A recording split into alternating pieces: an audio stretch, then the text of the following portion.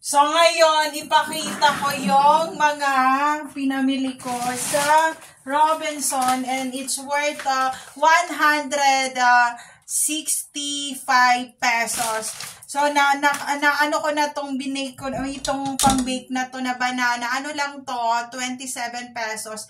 Imaginin mo sa 27 pesos, meron ka ng ganitong kadami na i-bake. I-times mo to, ang dami na, sobra-sobra pa sa 27 ang kikitain mo sa ganyan lang, sa isang bake na yan. So, mga mga ano na yan, mga 1/4 kilo of flour, ganyan. Tapos, banana, o ilang banana na yun, times mo yun, pag ibenta mo yan 10-10, dalawang tinapay, 20, o tatlo, 30 pesos, times mo yun, o meron ka ng meron ng 150 pesos na balik yung 30 pesos mo na ganyan. O di ubos na, sabi mo pa na wala ka pang pera nun.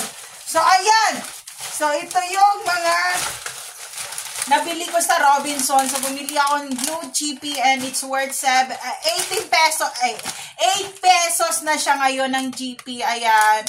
So, Blue Chippy, tapos, meron pang, Ubi Cream Filled Marshmallow, and, hindi pa to natikman ng mga anak ko, and Ubi flavor siya na marshmallow. So, ayan, Ubi Cream Filled Marshmallow na to. So, ayan, mura lang yan, ganyan-ganyan. Tapos, Chippy, ganyan-ganyan, siguro pag nakaalis ako, bibili ako ng mga ganito kasi nagtanong ang asawa ko nung bumalik ako, sabi, wala ka man lang pasalubong sa amin na mga pagkain, ganyan-ganyan. So, ayan, try kong magdala ng ibang mga chicheria, ganyan, kasi nga nagtatanong siya, sabi niya, wala man lang pasalubong pagkain. Siguro kung mahan carry ko, siguro mga ganito, 200 pesos, ang dami na nito, diba? So, ayun, try natin kung makaalis, pero hindi pa ngayon. So, pabalik na naman ako ng UP sa September 4 pa. So, ayun. Ito naman yung Apple Drinks Plus, ayan. Tapos, meron ako dito Ajinomoto Umami Seasoning. So, ayan. Tapos, meron pa ako ditong fish krupik. Ayan, from Uishi rin siya. And, ito siya. And then, ayan siya. Fish krupik.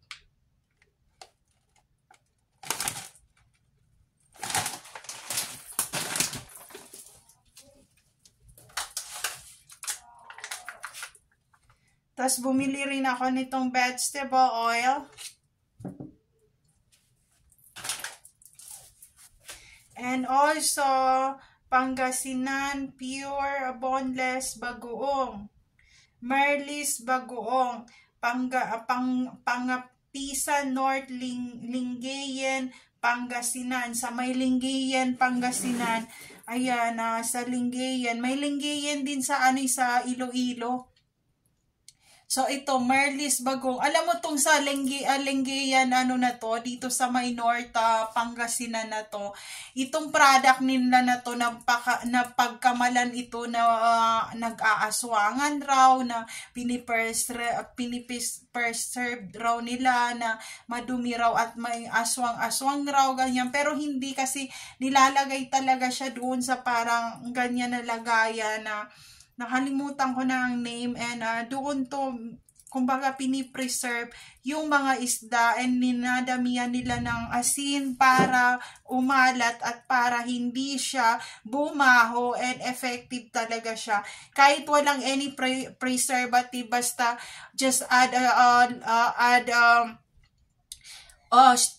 talaga salt, it's already gone the stinkiness or the smell of those talaga ng isda. So ayan, tapos itong part na to, ito na yung talaga ng isda. Ganito siya, ganito nangyayari sa isda, umiitim yung dugo nung isda, kaya ganyan. So ayan siya, yun yung na yun. And there's no anything wrong about it because it's already absolute with salt na talaga, and walang masama na ito mga ganito na to. Kahit anong product, pag tumagal, umiitim sila, nangingitim sila, and nagiging overripe, ganyan, lahat nangingitim talaga, nagko-coloring with black.